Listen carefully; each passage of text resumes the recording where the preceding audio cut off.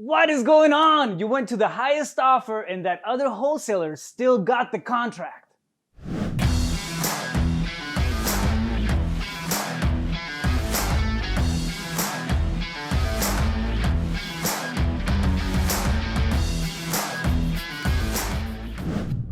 All right, what's up? Rafael Cortez here on the Wholesaling Business Blueprint series. It's not always about the money with the sellers, all right? We have to wire our heads to understand that it's not always about the money with the sellers. There's other things that sellers might be more interested in than the cash. Statistically, I think the number is around $75,000 or $80,000 a year. If you make more than that amount, the level of joy does not increase, right? And it's kind of like that with sellers. If they make more than a certain amount, it doesn't even matter anymore. They just want to hit a number a lot of the times. And us as wholesalers, and this used to be my case, I used to walk into an appointment and think that it was all about the number, right? It's all about the who can offer this guy the most money and walk away with the contract. However, it's not necessarily the truth. A lot of the times, especially if they've been pre-qualified, there's going to be sellers who care more about other stuff rather than the actual amount that you can give them. After a certain point, sometimes the amount may not even matter.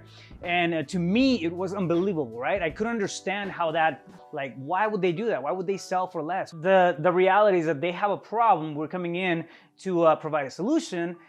And that solution may not necessarily be the money, it may be something else. So I have 5 things that the sellers might be more interested in rather than the highest amount of cash that you can offer, right? And this is stuff that you want to talk about with your sellers before you max out your offer, okay? So wrap your head around the idea that every time you go into a seller conversation, if it's a face-to-face, over the phone, it doesn't matter, the focus needs to be around finding a solution for that seller, right? Not the highest profit, not making the most on that deal. It's finding a solution. If you find the solution, you're gonna find the cash. So think about this at every turn of the conversation. What else can you offer? Think outside the box, all right? Get creative. All right, so here are 5 things that motivated sellers may want more than a higher cash amount, all right? Number 1, post-possession agreement.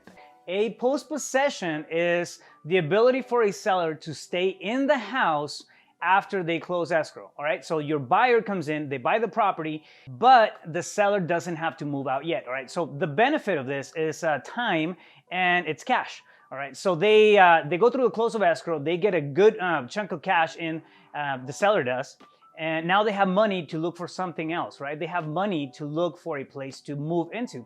And a lot of times that convenience, doing a post-possession agreement for even 15 days, 7 days, it's gonna be the game changer, right? Because they can't do anything before then. If you're not allowing somebody to move out when they have cash, they have no ability to do it when they haven't closed on the property and there's no cash yet. So that's a big, big benefit that you can give a seller, right? Post-possession agreement is one of them.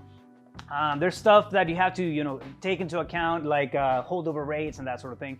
But thinking post-possession agreement, it's always one of the best gambits that you're gonna see in any wholesale negotiation. Now, the second one is gonna be difficult conversations. People hate having difficult conversations, especially when there's an emotional connection or an emotional attachment to the person that they gotta have the difficult conversation with. It doesn't even have to be a family member or a relative. Think about it this way. If you have somebody who's been renting the same property to a family for the last 10 years, they've built a relationship. If it's a landlord with 1 or 2 properties, they build a relationship with those tenants. It can be very difficult to have the conversation with somebody when it goes like this. I'm gonna need you out of my house in 30 days. The relationship has been built over the last 10 years. A lot of times they don't want to have that conversation. They'll do anything. They'll sacrifice profits even for that kind of stuff. So you can offer to have that conversation with them and be the middleman, right? Play the bad cop.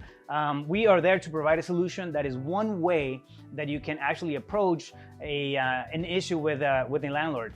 I can't tell you how many times I've seen it, or I've had it, on the other side of the phone, where they tell me, you know what, I want to sell, but I have tenants in there. And if you dig a little deeper, you're gonna find that a lot of times the reason that they don't want to sell just yet is because they're procrastinating on that conversation that they need to have. But if you bring it out to light, and you tell them, hey, listen, we can help you out with that. We can have that conversation for you. You don't even have to see them or let them know. We can have the conversation for you. We can play that role, and we'll help you through the whole process. That's a big one as well. People will go to extreme lengths to protect their emotional well-being and not hurt somebody else's feelings. So, number 3, pay for relocation. This is, at the end of the day, this is almost like monopoly money, all right? Somebody has to move. If you tell them, hey, listen, we can help you out with the move. We can come in and then pay for the moving van, and that's gonna take you and place you in a different house. That can be huge, not just because of the amount you're gonna save them in headaches and the hassle that they're not gonna have to go through, but because it's actually something tangible, right? So it's almost the perception of that, it's bigger than an actual cash amount. If you tell them, listen, we'll cover your move, we'll handle everything. All you have to do after the close of escrow is get in your car, drive over to your other place, and everything's gonna follow. All right, that's gonna be a huge, huge headache saver. I know I've moved a few times and it's always a pain in the ass. I don't ever wanna move again if I don't have to. So that's something else that you can offer, right? And at the end of the day, it's monopoly money. You can ramp that price up on the dispo side. And when I say monopoly money, it's because something that can be, technically a wash on the profit side of things. So keep that in mind. Of course, you're gonna do a clause, about the moving expenses, and you're gonna put a cap on the amounts and that sort of thing. But at the end of the day, it's still a huge, huge help for somebody who doesn't want to do the move by themselves. Number 4, leave the mess.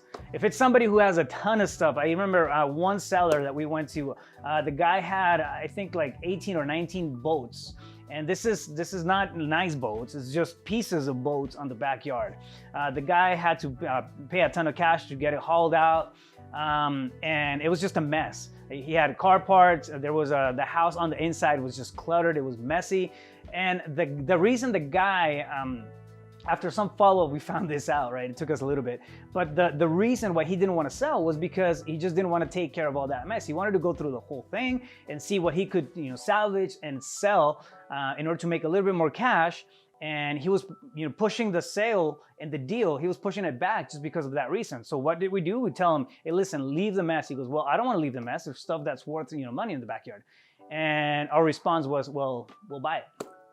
Again, you're buying the mess. You can literally, tell them, leave everything, take a backpack of the stuff that you want, leave the mess behind.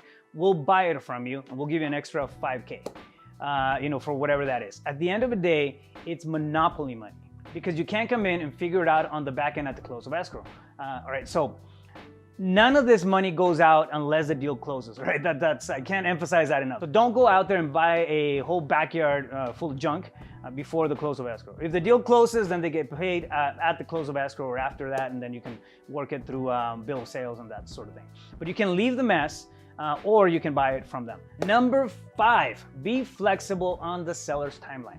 If they say, I want to close in 90 days, and your model calls for a 30-day close of escrow on the seller side, that's fine. Be flexible on it.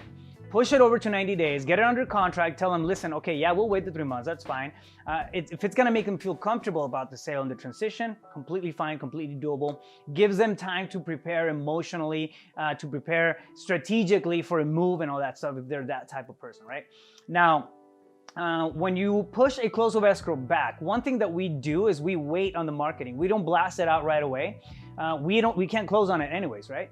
So we wait until 60 days out, or we wait until it's 30 days from the close of escrow that we have with them, and then we'll start the marketing process.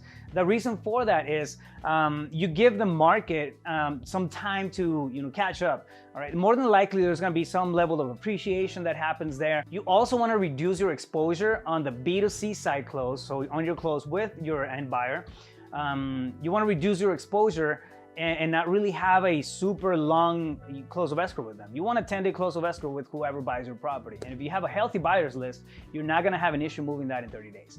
So it just reduces your exposure on that side and gets things done quick. You have a property that's sitting there and that's completely fine. You already have it under contract.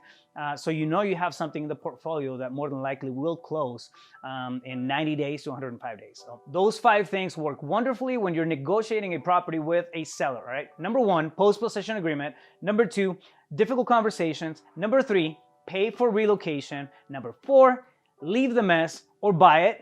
Number 5, be flexible on the seller's timeline.